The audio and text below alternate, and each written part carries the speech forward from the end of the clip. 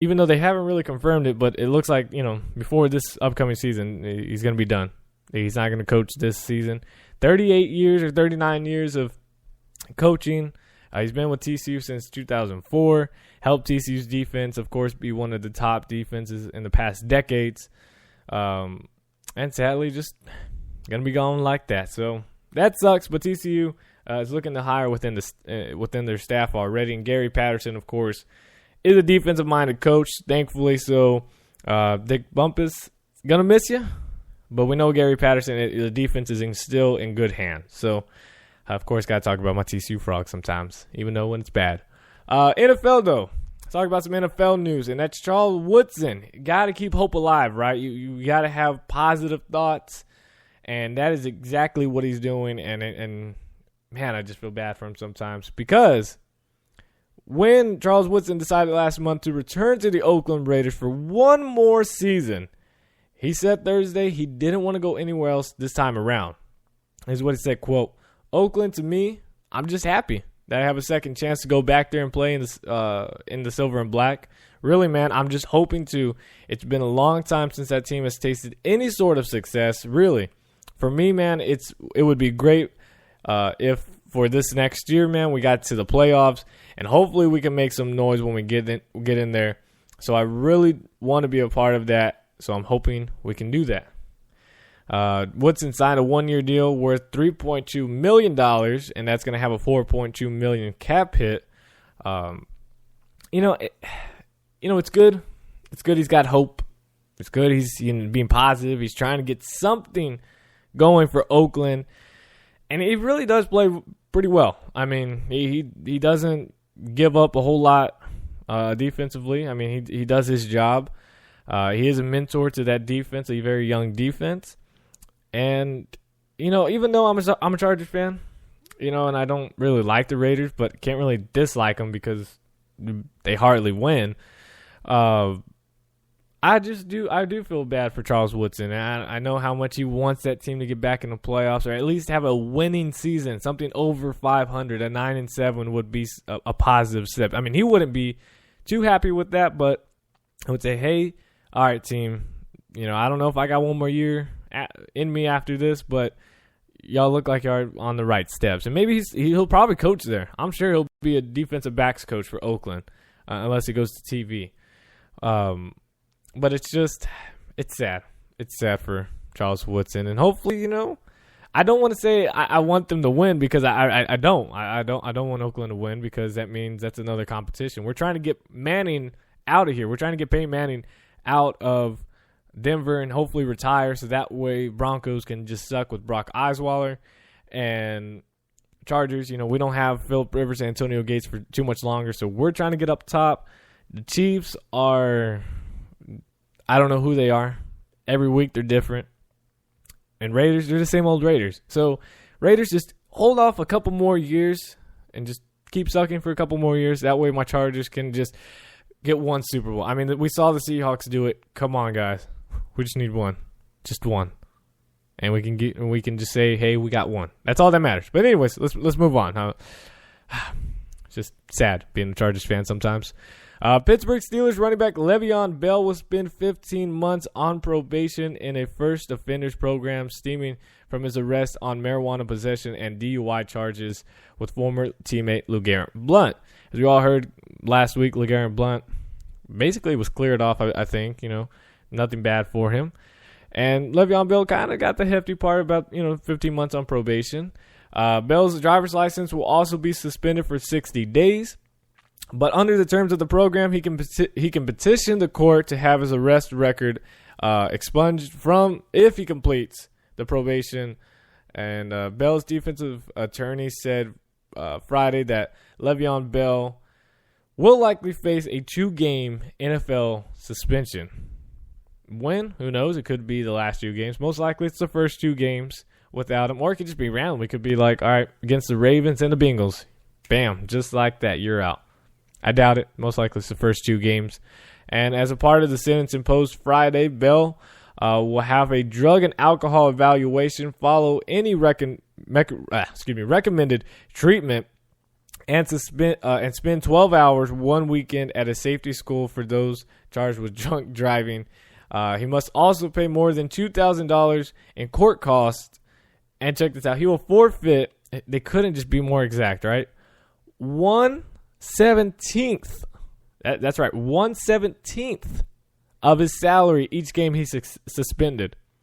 So I didn't do all the math. I'm not going to go through all that and see, okay, how much each game he gets paid and whatnot. But, man, they couldn't just say, all right,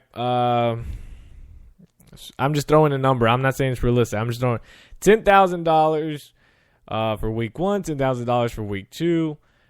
That's hours, and then that's it. They wanted 1/17 amount of a salary for each game he suspended. That's just very weird. Very, very weird indeed. I don't know who came up with that. Obviously, the court did, but, like, why 1/17 amount? That's just weird. That's just, I've never seen that before. I've never seen that. 1/17 amount. And crazy. New England Patriots. This is where numbers are very important here. New England Patriots President Jonathan Kraft acknowledged that cornerback Darrelle Revis' contract for 2015 is a placeholder, and that the sides plan to get to work on a potential contract extension in the coming weeks. Revis' contract with the Patriots was a 2-year deal through the 2015 season, but the way it was structured, it makes it unlikely for the club to honor its second year for this reason only, because of the mammoth $25 million salary cap charge on it for the 2015 season. It's just ridiculous. 2016 season. It would be 2015. I don't know what I'm talking about here. That'd just be too much. And Darrelle Revis, hey, man, respect to you. Of course, everybody's got respect for Darrelle Revis. He rarely talks mess, when everybody's talking, who's the best cornerback? You hear Richard Sherman talking, you hear Patrick Peterson, even Antonio Cromartie got in there. A couple other guys, started saying, I'm the best. Never heard Darrelle Revis say, yeah, I'm better than everybody. I mean, I know he had that little tweeted fight against Richard Sherman, I believe, or whatever, but you never see him on media, on shows, interviews, just saying, oh, yeah, that guy sucks. I'm better than everybody. I'm better than him, better than that, blah, blah, blah. Never says that. So, respect to Darrelle Revis, of course, but, I mean, come on, man. You really need $25 million in 1 year. You really need that. Like, you've already made millions of dollars already to this point. With endorsements, your contract already, and I'm sure that's it. Whatever else, right? What in God's name do you need $25 million for? I mean, are you planning to build a freaking Sky Tower or something? I don't understand why he can't just say, hey, look, my first year with the Patriots, we win a Super Bowl. What if I reduce my contract number so that way I can stay here another year and help the Patriots get more offensive linemen, more wide receivers, I don't know, whatever else they're needing right now. Why not do that? And possibly get another Super Bowl ring. Or, I mean, if you really want to go to New York, which he did entertain that offer, saying that he really misses New York City, that he loves it, and would be interested in a Jets reunion. Okay, you're not going to win there, so I guess in all, he doesn't care about winning. I mean, if he's like, hey, I'm going to get paid, and if winning comes along, awesome. It should be the opposite. You want to win, and if money comes along, that's awesome. Right now, I think he's got the other mindset of, I just want my money, and if winning comes along with it, I'm good with it. So, I don't know. But this is what Jonathan Kraft said, saying, quote, hopefully both sides want to make a deal and we'll be able to get one done. People understand that that's a placeholder and we'll have to work on trying to make an extension happen. He's been everything and more since he's been here. Patriots fans knew what he was like on the field but didn't know what he was like off of it. Having wore green all those years and blind emotion we have towards the Jets, you have one perception of the man, and the man is very different than that. He's a great guy, and he works hard. There's no over-ego to him, and he's a great teammate. He's been a real pleasure to have him as a part of this organization. So what sounds like is like, we really want you, dude, but we're definitely not paying more than, the $20 million anymore. Great. It was awesome to have you on this team. You obviously made a huge impact, both on and off the field. But even says he's been a real pleasure to have him as part of this organization. As if, we know there's there's more chance that he's going to leave us than stay. That's what it sounds like to me there. But we'll just have to see. Now, here's the thing that's grinding my gears. Oklahoma State football grads, or I don't even know if they got out early, but they just can't stay out of trouble. What's going on in Stillwater, Oklahoma, that they cannot stay out of trouble? First, it was Des Bryant. Back in the day, it was a small thing. It's slapping your mom's not a small thing, but, he got over it. Hasn't really gotten too much trouble. Then it was Justin Blackman. He's still in trouble. He's trying to work his way back. And now, again, it's Joseph Randle. The ex-girlfriend of Dallas Cowboys running back Joseph Randle has been granted a temporary protective order against him after saying in court papers that Randle threatened to, quote, blast a vehicle with their son inside after pointing a gun at her friend. Dayla Jacobs, the mother of his 2 children, wrote in a request filed Wednesday in a district court in Wichita, Kansas, that Randle smashed the windshield of the car with his fist, quote, causing the glass to shatter across my friend and my child, unquote. During the altercation outside a Wichita hotel, Jacobs also claimed that Randle has a, quote, history of being both physically and emotionally abusive towards me, unquote. And then saying, quote, I am frightened he may do something to harm me and my child.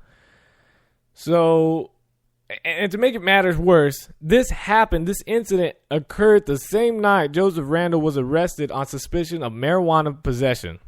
The drug charge, though, against Randle was dropped Friday because of inconsistencies, but they say there could be another charge against him anyways. If Randle is charged, though, with domestic violence, he would be subjected to a 6-game suspension, minimum 6-game suspension, under the NFL's new conduct policy. And if a second domestic violence offense happened again, it would lead him to a lifetime ban. For people that don't know, he has 2 years remaining on his 4-year, $2.3 million rookie contract. He's still, on his rookie contract, and he's just doing all this crap. If you remember back in October, Randle was arrested at Frisco, Texas, in a mall attempting to steal a polo underwear and a tester bottle of Gucci cologne. I mean, really? And then, to make matters worse again, appropriate comments in the jailhouse toward a female employee, as well as having comments about previous arrests of Des Bryant and Josh Brent. The Cowboys fined him for an undisclosed amount, and then, Randle apologized. So, obviously, this kid is not getting it through his head of just, he's got problems. He's got problems. I mean, we talk about, Josh Gordon having problems. I mean, this guy is just a very aggressive person, basically. I know in football you got to be aggressive, but off the field, no, not really. So, Cowboys got to do something here. Randle's agent and the Cowboys both had no comment as of yesterday to any of this, and it's going to be interesting. See how the NFL does it, but he's looking at if he does get charged with domestic violence, he's going to get a 6-game suspension, which then the Cowboys could just be like, you know what? It's only $2.3 million. That's total on his rookie contract. He's only got 2 years remaining. So you start thinking about the money and everything. We could just cut him and look at the money just towards DeMarco Murray to save him. So, I don't know. Joseph Randle, I did like him a lot because I liked him when he was at Oklahoma State. Sadly, he did work against TCU that first year. And, I was like, man, this guy's good. Yeah. Well, we'll see. The Buffalo Bills will host controversial free agent guard Richie Incognito today. Incognito, who played 3 games with the Buffalo Bills